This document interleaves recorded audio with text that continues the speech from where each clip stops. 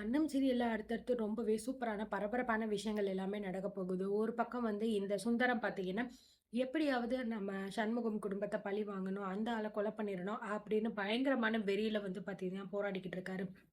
அது மட்டும் கிடையாது. ஸோ அது பத்தாதுன்னு சொல்லிட்டு இந்த ரம்யாவ வேற கூட்டு சேர்க்கணும். ஏன்னா ரம்யா வந்து இந்த குடும்பத்துக்கு எப்படிப்பட்ட மருமகளா இருக்கா? பிளஸ் ரம்யாவும் பார்த்தீங்கன்னா, இந்த குடும்பத்தில உள்ளவங்கள பழி வாங்கணும் அப்படின்னு தான் நினச்சுக்கிட்டு இருக்கா அப்படிங்கிறதையும் வந்து தெரிஞ்சுக்கிறாரு. இதனால நம்ம இத இப்படியே வந்து தனியா இருக்கக்கூடாது. ஸோ ரம்யாவோட துணையோட நம்ம பண்ணணும் அப்படிங்கிற மாரியும் நினைக்கிறாரு. இதுக்கான ஒரு சரியான நேரம் எப்ப கிடைக்கும் அப்படின்னு சொல்லிட்டு வெயிட் பண்ணிக்கிட்டு இருக்காரு. ரம்யா கிட்ட போய் பேசணும். இத பத்தி நம்ம ரம்யா கிட்ட உதவி கேட்கணும் அப்படிங்கிற மாரி. அது மட்டும் கிடையாது. அவங்க அம்மா கிட்ட அதாவது அந்த பாட்டி இருக்காங்கல்ல, ஸோ அவங்க கிட்ட போயிட்டு சுந்தரம் வந்து சொல்றாரு. இப்ப நமக்கு ஒரு நல்ல ஒரு வாய்ப்பு வந்து கிடைச்சிருக்கு. இந்த வீட்டு மூத்த மருமகளா இருக்கக்கூடிய அந்த ரம்யா பார்த்தீங்க அப்படின்னா, ரொம்ப நல்லவளே கிடையாது. இந்த வீட்ல உள்ளவங்கள மொத்தமா பழிவாங்கணும் அப்படிங்கிறது தான் அவளோட நோக்கம் அப்படிங்கிற மாரி சொல்லும்போது, "நீ சொல்றது உண்மையா சண்முகம்?" அப்படின்னு வந்து கேட்கறாங்க. ஆமாம்மா, இந்த விஷயத்தையே சண்முகம் சொல்லி தான் எனக்கே வந்து தெரியும். எப்படி அவங்க 2 பேருக்கு கல்யாணம் ஆச்சு, அது மட்டும் கிடையாது.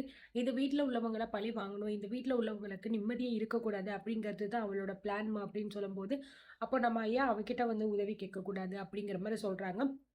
அதுதாம்மா நானும் வந்து யோசிச்சேன். அவகிட்ட நம்ம உதவி கேட்கறது மட்டும் இல்லாம, அவ வந்து இந்த மாரி விஷயத்தெல்லாம் பண்ணா அப்படிங்கிற மாரி சொல்லிட்டு, அவ மேல பழிய போட்டு நம்ம தப்பிச்சிடலாம் இல்லையா? அப்படிங்கிற மாரி வந்து யோசிக்கிறாங்க.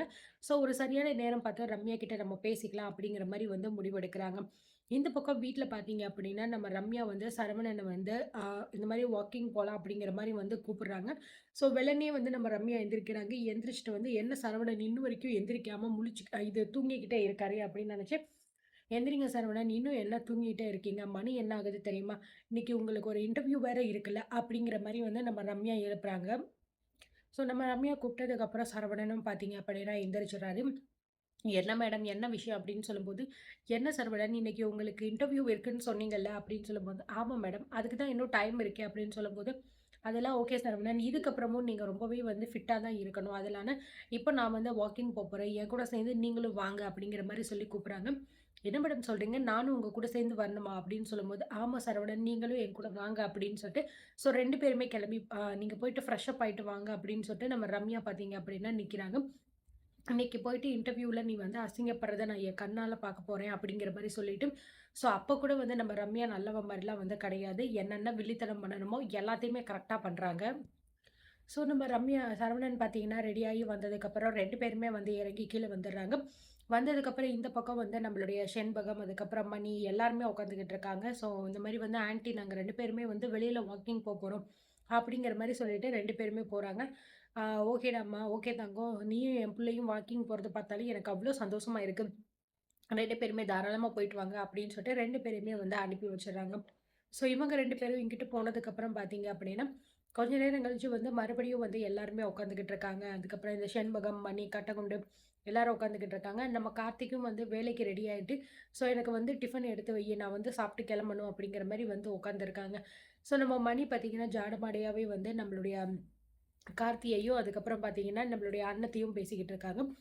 இது மாரி என் தங்கமும், என் பையன் சரவணனும் பார்த்தீங்கன்னா, ஜாகிங் போயிருக்காங்க. இது எவ்ளோ பெரிய விஷயம் தெரியுமா? அது மட்டும் கிடையாது. அவங்க 2 பேரும் இப்ப ரொம்ப சந்தோஷமா வாழ்ந்துகிட்டு இருக்காங்க அப்படின்னு சொல்லும்போது, உடனே மணி சொல்றா, "ஆமா, ஆமாம்மா. கரெக்ட்டு தான் நீ சொல்றது. ஆனா என்னமோ எனக்கு வந்து இங்க இருக்கிற ஒரு சில பேரோட வயிறு தான் வந்து பயங்கரமா எரியுதுன்னு நெனைக்கிறேன். கருகுற வாசனைலாம் வருதே" அப்படின்னு சொல்லிட்டு நம்ம அண்ணன், கார்த்தி 2 பேரையுமே பார்த்து பார்த்தீங்கன்னா, ஜாடமாடையா வந்து பேசிக்கிட்டு இருக்காங்க. ஸோ இத கேட்டு நம்ம கார்த்தி, நம்ம சும்மா இருக்கக்கூடாது அப்படின்னு சொல்லிட்டு, "ஆ ஆமா அண்ணா, நீ சொல்றது வந்து சரிதான். இந்த வீட்ல நெறைய பேர் பார்த்தீங்கன்னா, ஜாடமாடையா பேசுறதுக்குன்னே வந்து உட்காந்துருக்காங்க போல இருக்கு. நம்மளோட வேலை என்ன தெரியுமா? அவங்கள இந்த வீட்ட விட்டு நம்ம வெளிய அடிச்சு தொரத்துறது மட்டும் தான். அவங்க போனா தான் இந்த வீட்ல எல்லாருக்குமே நிம்மதியா இருக்கும்." அப்படிங்கிற மாரி சொல்லும்போது, நம்ம மணிக்கு வந்து கோவம் வந்து, "டேய் எதுக்குடா இப்ப என்ன சொல்லிக்கிட்டு இருக்க நீ?" அப்படின்னு சொல்லும்போது, "நான் உன்ன சொன்னேன்னு உனக்கு தெரியுமா?" அப்படிங்கிற மாரி மணி கேட்குறாங்க. அதே மாரி, "நான் உன்ன சொன்னேன்னு உனக்கு தெரியுமா?" அப்படிங்கிற மாரி கார்த்திக்கும் கேட்குறாங்க.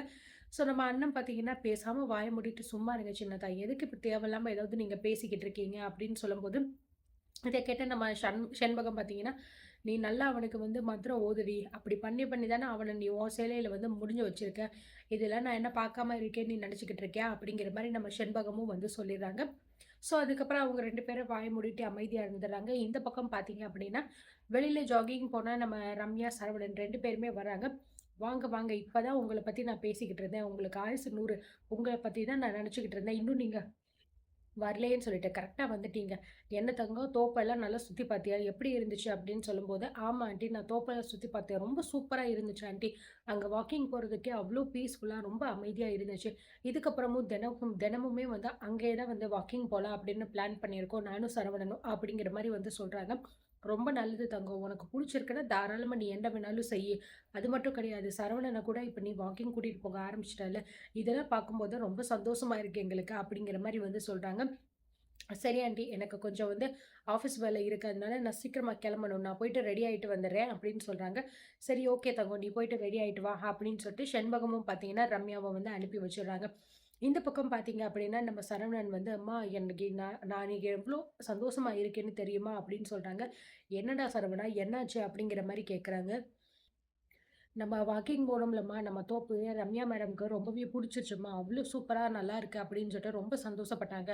அது மட்டும் கிடையாது, ஒரு வேள நாங்க வந்து அங்க சின்னதா ஒரு கெஸ்ட் ஹவுஸ் கட்டினாலுமே வந்து கட்டிருவோம் அப்படிங்கிற மாரி சொல்றாங்க. "இதுல என்னடா இருக்கு சரவணா? உங்களுக்கு புடிச்சா நீங்க என்ன வேணாலும் பண்ணுங்க" அப்படின்னு சொல்லும்போது, "ஆமாம்மா, ஏன்னா ரம்யா மேடம்க்கே வந்து அந்த இடம் ரொம்ப புடிச்சிருக்கு. அதனால நாங்க ஒரு சின்னதா கெஸ்ட் ஹவுஸ் கட்டிட்டோம்னு வச்சுக்கோவேன், அங்கேயே நாங்க இருக்கிறதுக்கு கூட வாய்ப்பு இருக்கு. அதுக்கப்புறம் இந்த வீட்டுக்குலாம் நாங்க கால கூட வைக்க மாட்டோம்" அப்படிங்கிற மாரி சொல்றாங்க. அதுக்காக நாங்க வந்து அங்க போயிர்றோம் அப்படிங்கிறதுக்காக, உன்ன நான் இங்கேயே விட்டுட்டு போயிருவேன்னு மட்டும் நெனைக்காத. நான் எங்க இருக்கேனோ, அங்க தான் நீயும் இருக்கணும். உன்ன நான் என் கூடவே சேர்த்து கூட்டிட்டு போயிருவேன். மத்தவங்க மாரி நான் உன் மேல வந்து பாசம் இல்லாம, பொண்டாட்டி வந்தோனே பொண்டாட்டி பேச்ச கேட்டுட்டு ஆடுறவனாலாம் நான் வந்து என்னைக்குமே இருக்க மாட்டேன். எப்பயுமே நான் வந்து உன் புள்ள தாம்மா. நான் எங்க இருந்தாலும் சரி, அங்க தான் நான் உன்ன கூட்டிட்டும் போவேன். அப்படின்னு நம்ம சரவணன் வந்து சொல்லும்போது, எனக்கு தெரியும்டா சரவணா உன்ன பத்தி எனக்கு தெரியாம இருக்குமா? அப்படிங்கிற மாரி சொல்றாங்க. சரிம்மா, எனக்கு வந்து இன்னைக்கு ஒரு முக்கியமான இன்டர்வியூ இருக்கு. நான் போய் அதுக்கு ரெடி ஆகணும் அப்படிங்கிற மாரி சொல்றாங்க. இன்டர்வியூவா? அப்படின்னு மணி கேட்கும்போது, ஆமா, ஆமா இன்டர்வியூ தான். ஒரு முக்கியமான வேலைக்காக இன்டர்வியூ வந்து இன்னைக்கு எனக்கு குடுத்துருக்காங்க. நான் அத போய் அட்டெண்ட் பண்ணேன்னா, இன்னைக்கு எனக்கு சூப்பரான ஒரு வேலை நல்ல சம்பளத்தோட கிடைச்சிரும்மா, அப்படிங்கிற மாரி சொல்றாங்க. சரிடா சரவணா, நீ போயிட்டு வேலைய இது ரெடி ஆயிட்டு வா. உனக்கு நான் வந்து டிஃபன் எடுத்து வைக்கிறேன் அப்படிங்கிற மாரி சொல்லிட்டு ஷண்பகம் பார்த்தீங்கன்னா சொல்றாங்க. சரவணனும் சரி அப்படிங்கிற மாரி சொல்லிட்டு பார்த்தீங்க அப்படின்னா வந்து போயிடுறாரு. இந்த பக்கம் பார்த்தீங்க அப்படின்னா, "பாத்தியா மணி என் புள்ளைக்கு எவ்ளோ பொறுப்பு வந்திருக்கு" அப்படின்னு சொல்லிட்டு, அது மட்டும் இல்ல ரம்யா என் புள்ளையோட வாழ்க்கைக்குள்ள வந்ததுக்கு அப்புறம் தான் இவ்ளோ பெரிய மாற்றம் அவனுக்குள்ள இருந்திருக்கு. இதுக்கு முன்னாடி அவன் வேலைக்கு போணும் அப்படி இப்படின்னு நெனச்சிருப்பானா, வாக்கிங் போணும் அப்படின்னு நெனச்சிருப்பானா, ஆனா என் மருமக பார்த்தீன்னா, எல்லாமே வந்ததுக்கப்புறம் அவன மொத்தமாவே வந்து மாத்திட்டா. இத பார்க்கும்போதே எனக்கு அவ்ளோ சந்தோஷமா இருக்கு. மத்தவங்க மாரியா வந்து என் புள்ளைய வந்து அவங்கவங்க முந்தானையில முடிச்சு வச்சுக்கிறாங்க. ஆனா என் தங்கம் அப்படி கிடையாது. உண்மையிலேயே அவளுக்கு தங்கம்னு பேர் வச்சது எவ்ளோ கரெக்ட்டா இருக்கு பார்த்தியா? அப்படின்னு சொல்லும்போது, "ஆமாம்மா நீ சொல்றது சரிதான்" அப்படின்னு பார்த்தீங்கன்னா 2 பேருமே பேசிக்கிட்டு இருக்காங்க. ஸோ, இதெல்லாம் கார்த்திக் வந்து பார்த்தீங்கன்னா, சிரிச்சுக்கிட்டே தான் இருக்காரு பார்த்துட்டு. இவங்கலாம் வந்து இப்படிலாம் பேசிக்கிட்டு இருக்காங்களே அப்படின்னு சொல்லிட்டு, என்ன நடக்குது அப்படிங்கிறத பொறுத்திருந்து பார்க்கலாம்.